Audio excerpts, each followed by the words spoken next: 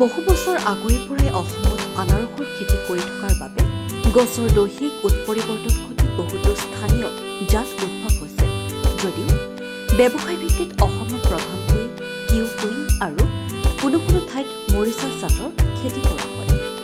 কিউপাৰ giant Q এবিধ উন্নত জাত। এই জাতৰ গছবোৰ আপেক্ষিকভাৱে ডাঙৰ হয়, পাতবোৰ দীঘল আৰু পাতৰ দাঁতিত কাঁইট নাথাকে। গছত পোখা পুলি কম হয়। ইয়াৰ ফলবোৰ দীঘলীয়া আৰু আকাৰত ডাঙৰ। ফলৰ ওজন গড়ে 1.9 কিলোগ্ৰাম, যদিও ঠাই বিশেষে 1.5 পৰা 4 কিলোগ্ৰাম ওজনকৈ ফল পোৱা যায়।